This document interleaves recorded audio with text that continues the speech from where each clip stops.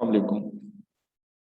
Test number 81 जो 2 दिन पहले मैंने सेंड किया था, इसको हम एक्सप्लेनेशन देखते हैं इसकी।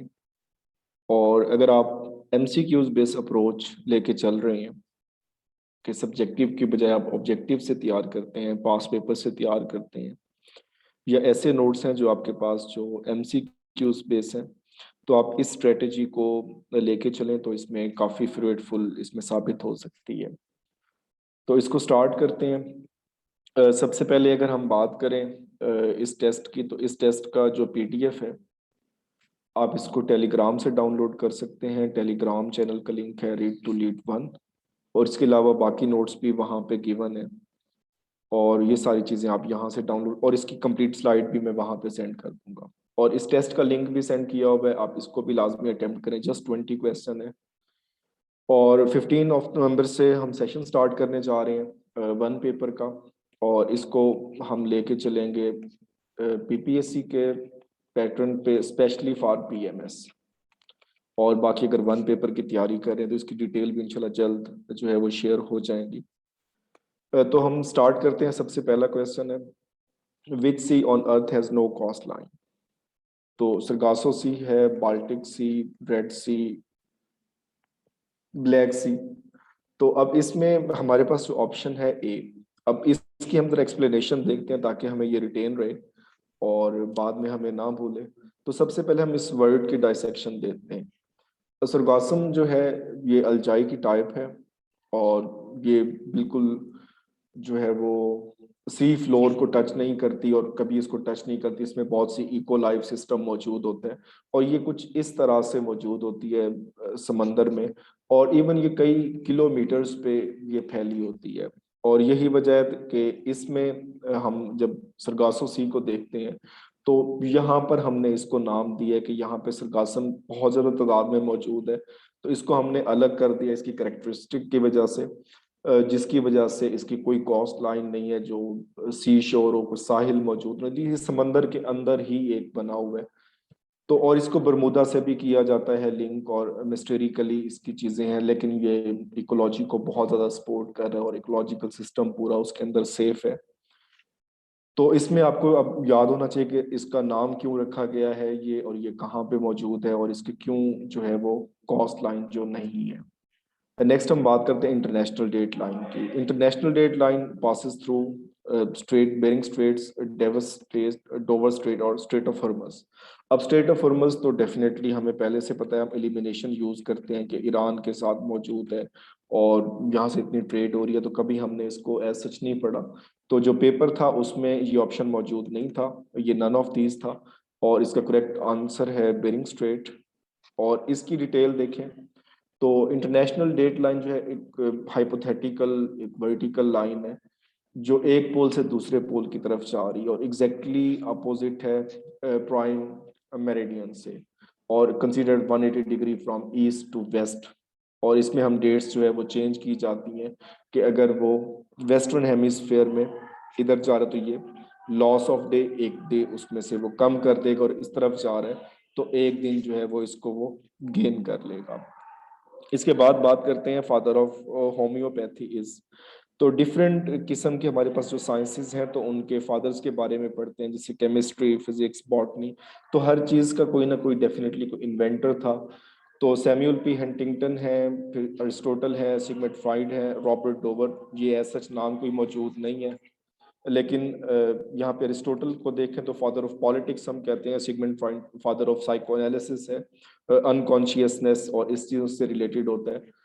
तो हमारे पास ये बचता है सैमुअल हनुमान जो है, तो इन्होंने, इनको फादर ऑफ होम्योपैथी कहा जाता है। यहाँ पे डिटेल है, आप इसको इन डिटेल पढ़ सकते हैं कि 1700 में किस तरह से इन्होंने शुरू की। और अगर कोई होम्योपैथी कोई अगर इलाज कर रहे हैं या किसी का एक्सपीरियंस है, तो जब भी आप लेने जाएंगे तो वो बात करते हैं कि अगर आपको पाकिस्तानी चाहिए या आपको जर्मन चाहिए, तो बेसिकली ये जर्मन डॉक्टर थे। और इसी वजह से जो जर्मन मेडिसिन, चाहे टैग लग गया कि वो कॉस्टली होती हैं या अच्छी होती हैं, फिर इन्होंने स्टार्ट क्यों किया, ये डिससेटिस्फेक्शन थी ट्रीटमेंट के हवाले से जो उस वक्त यूज किया जा रहा था।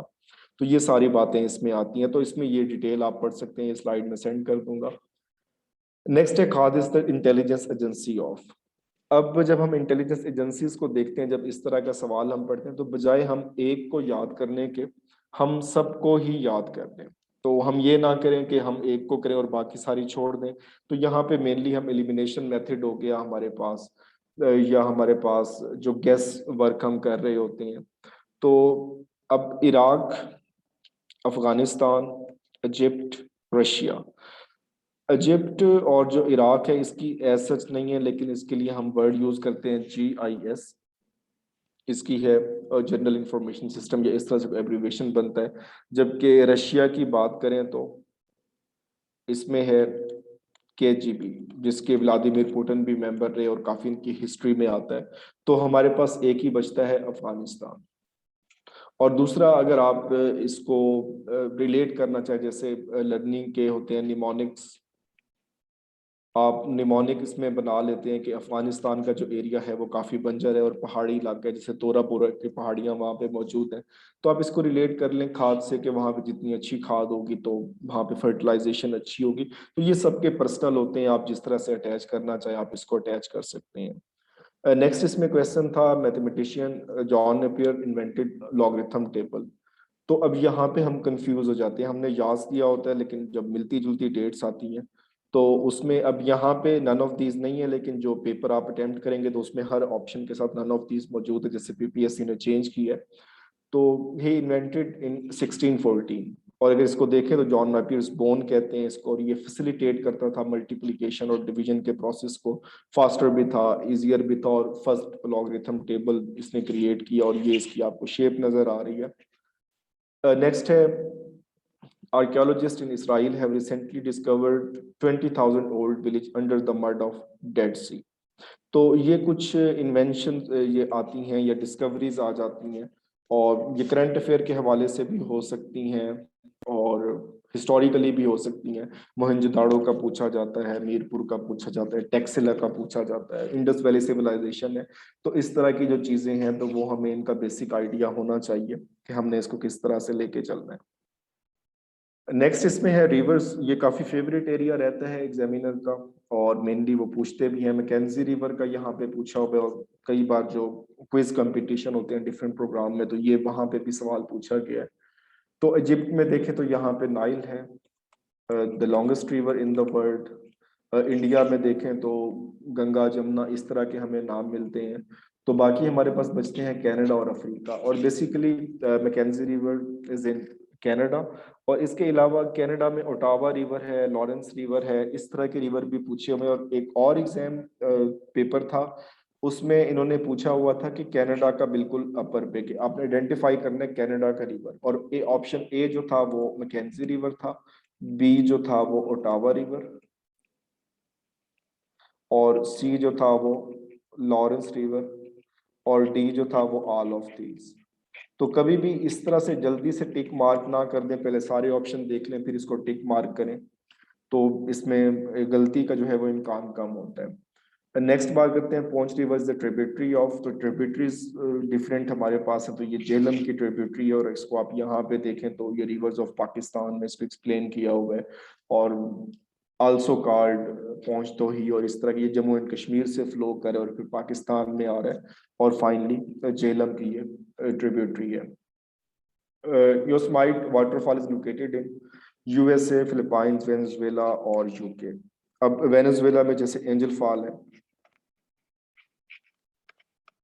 The highest fall in the world, इसके हवाले से काफी क्वेश्चन पूछे जाते हैं।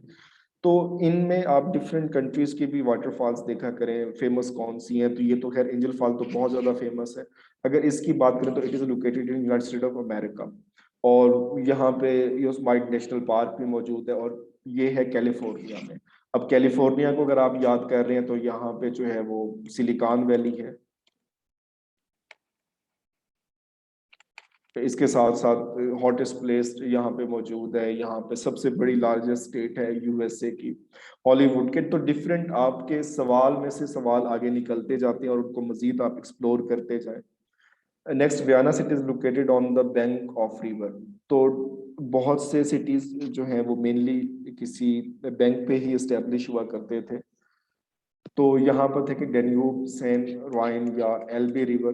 तो इसमें लंदन का पूछा जाता है कि लंदन जो है वो किस पे मौजूद है। इसके अलावा पेरिस का पूछा जाता है, पेरिस कहाँ पे किस दरिया के किनारे पे है। इसी तरह से लाहौर का।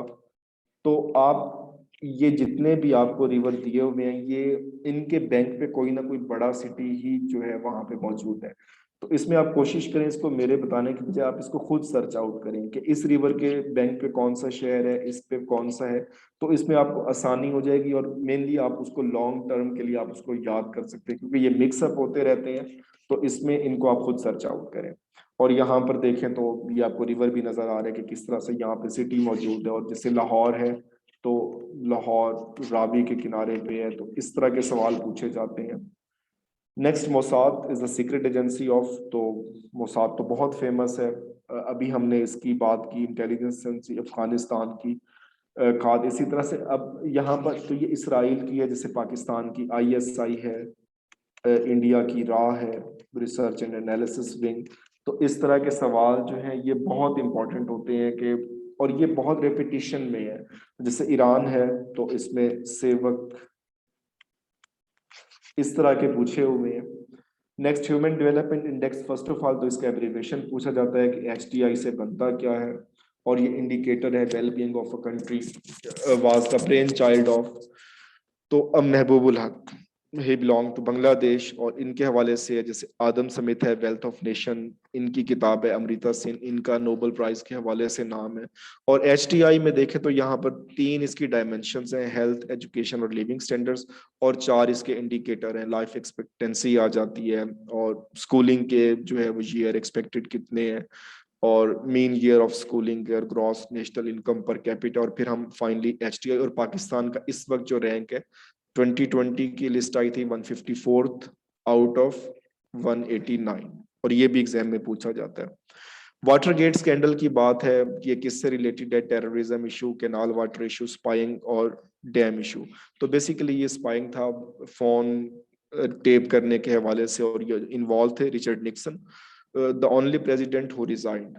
और आज तक यूएसए की हिस्ट्री में किसी ने रिजाइन नहीं किया सिवाय रिचर्ड निक्सन के, और इन्हें 1974 में इसको रिजाइन किया, और इम्पीचमेंट का प्रोसेस चला, और इन्हें यकीन था कि ये इम्पीच हो जाएंगे। तो ये बेसिकली स्पाइंग का था, फोन कॉल्स को टेप करने के हवाले से। हाउ चे मिन was leader of Vietnam, leader of Laos, या थाईलैंड या जापान। तो ये नाम मिलते जुलते होते हैं, तो इसमें मेनली हमें जो है वो रीडिंग ही काम आती है। तो he is called father of Vietnam या लीडर ऑफ वियतनाम। और इसने 1945 सितंबर 1945 को डिक्लेयर किया था वियतनाम को इंडिपेंडेंट फ्रॉम फ्रांस। तो जैसे देखें हम, पुर्तगाल, फ्रांस और यूनाइटेड किंगडम ब्रिटिश की कॉलोनीज थी, जैसे हमने भी कॉलोनी से ही हासिल की आज़ादी। तो इसमें भी इनके हैं, और फादर ऑफ नेशंस को हम मेनली इसकी बात करते हैं। Which one of the following is not a cash crop? Cotton, wheat, sugar cane, none of these. तो यहाँ पर आंसर है व्हीट। और अगर इसकी एक्सप्लेनेशन देखें तो हम मेनली 2 हिस्सों में डिवाइड करते हैं क्रॉप्स को।